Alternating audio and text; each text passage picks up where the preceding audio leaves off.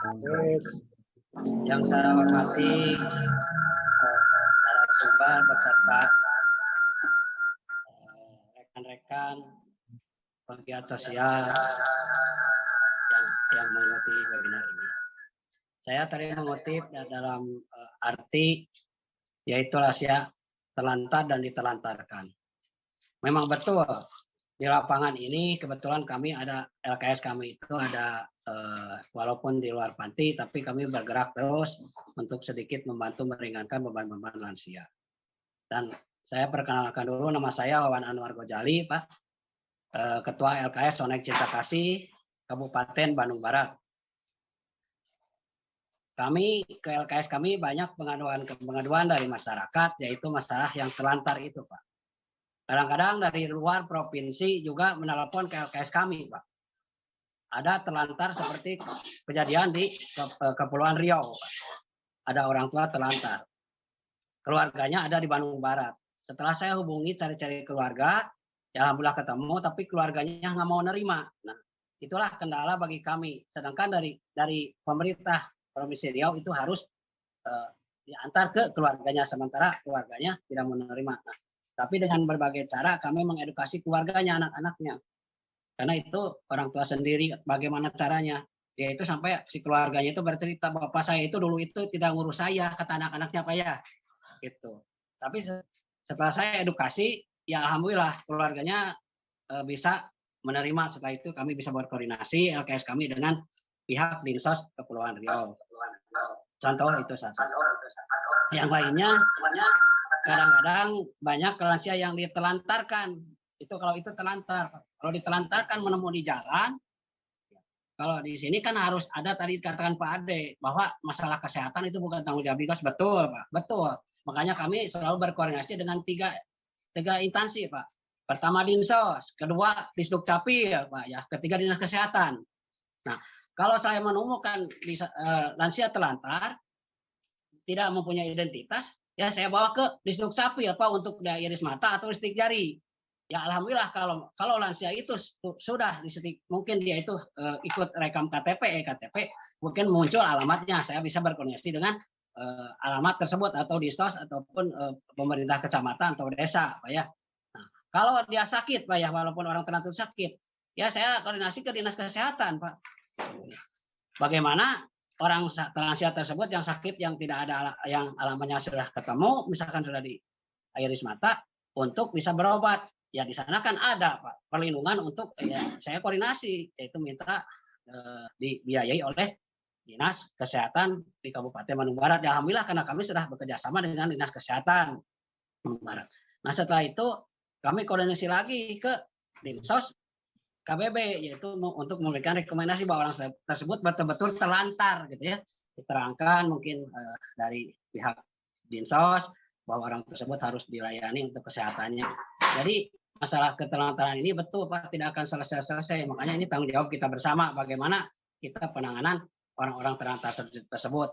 Dan di wilayah kami juga saya telah mengambil sampel dari beberapa kecamatan. Waktu itu saya diajak diskusi ataupun FGD di dalam pendalaman draft RUU Kesejahteraan Lanjut Usia Pak. Waktu itu yang menyelenggarakan Kementerian Sosial di Sentra Wiataguna Bandung.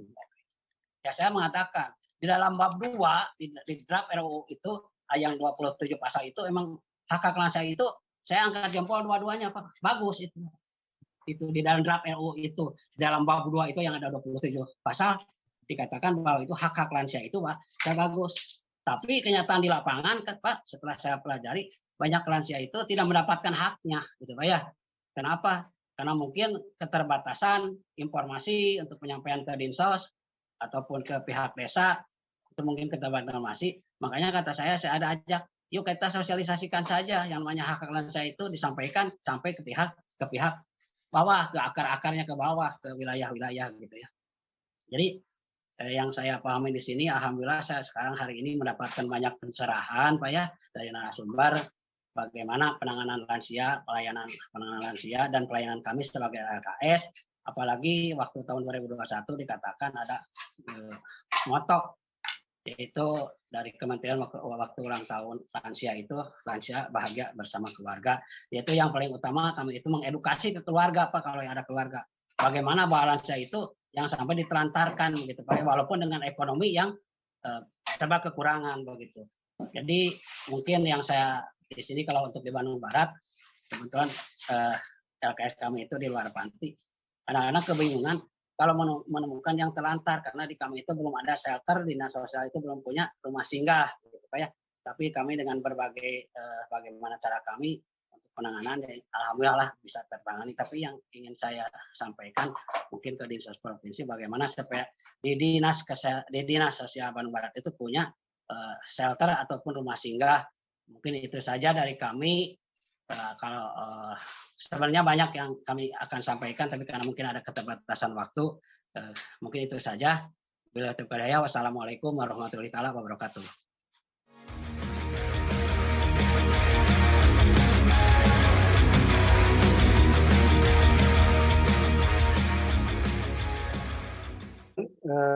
Dari Pak Wawan dan nyambung dari Pak Ade tadi, berbicara tentang lanjut usia itu berbicara tentang dua hal, merupakan dua hal dalam satu sisi mata uang gitu ya, yaitu masalah kesehatan dan masalah sosial itu tidak bisa dipisahkan itu. Bicara lansia itu selalu dua itu tidak bisa itu. Nah, maka di dalam peraturan Presiden nomor 88 tahun 2001 yang memang baru itu, ini kerjaan dari Bappenas harus kita sokong juga. Salah satu tugas Kementerian Sosial yang saya sudah share di bahan tadi adalah bagaimana Kementerian Sosial ikut terlibat secara aktif melakukan PJP, perawatan jangka panjang. Konsepnya long term care. Jadi PJP ini, perawatan jangka panjang, merupakan salah satu tugas Kementerian Sosial sesuai di Perpres. Nah, jadi dalam perawatan jangka panjang ini, tugas Kementerian Sosial ya, mudah-mudahan nanti apakah berimbas sama di daerah dinas sosial, misalnya di Jawa Barat ini, yaitu bagaimana Kementerian Sosial, saya ditugaskan juga waktu itu diundang, tapi baru mau dilaksanakan, datanglah COVID sehingga terhenti semua itu. Yaitu penyusunan pedoman perawatan jangka panjang komprehensif. Kemudian pedoman sudah jadi, bagaimana pelayanan atau implementasi dari perawatan jangka panjang pada lansia. Semua perawatan jangka panjang, khususnya lanjut usia yang memerlukan perawatan, ya, lanjut usia terlantar di balai, di panti, di sentra, kalau di Kementerian Sosial. Nah, jadi masalah kesehatan sekarang menjadi salah satu tugas Kementerian Sosial, bersama-sama tentu dengan Kementerian leading sektornya, Kementerian Kesehatan.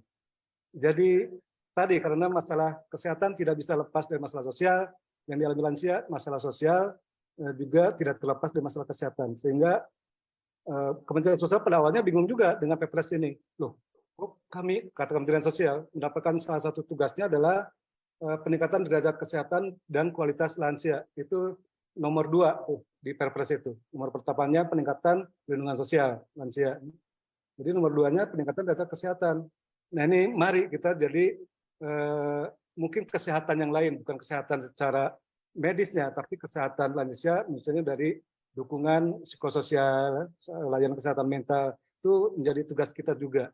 Benar, saya ingin menambahkan itu aja.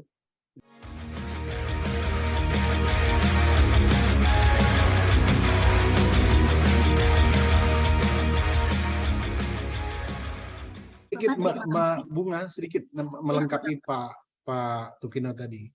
Jadi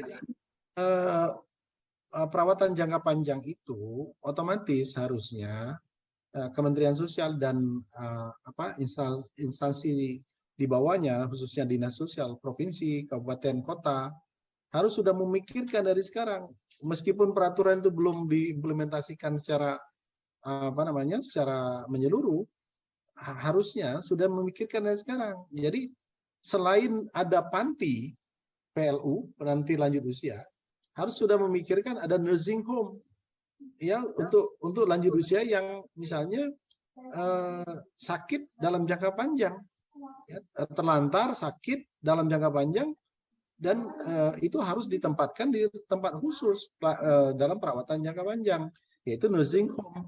tidak sama dengan panti. Panti itu residensial untuk yang terlantar secara sosial psikologis. Tapi kalau yang terlantar karena sakit itu perlu ada nursing home. Nah, mumpung ini momentumnya, Jawa Barat harus mengambil inisiatif. Mendirikan pertama, misalnya nursing home di mana, misalnya kan, untuk lansia yang terlantar, sakit, tidak punya keluarga, di mana. Dan itu harus berbeda dengan tempat yang residensial atau panti. Terima kasih. Atau bisa juga gini, panti yang ada dimodifikasi menjadi nursing home, misalnya di Ciparai misalnya. Itu saya kira bisa dibicarakan kemudian. Terima kasih.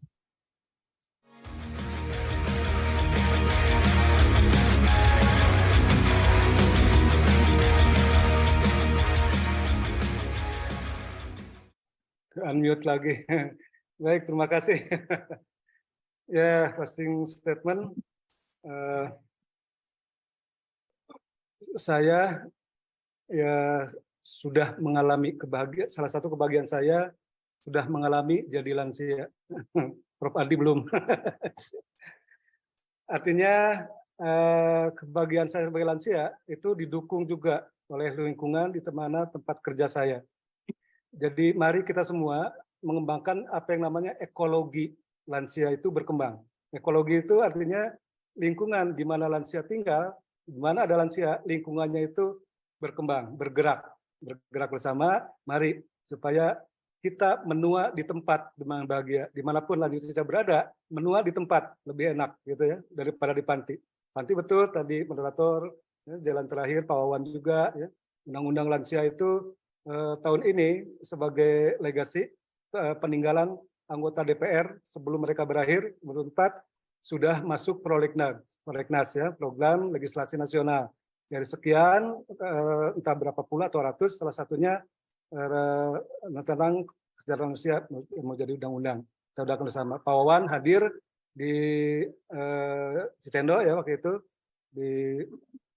kita bahas dengan Pak Komisi 8, itulah bagian dari bagaimana kita mengembangkan ekologi lansia, lingkungan yang mendukung lansia menua di tempat. Terima kasih, moderator.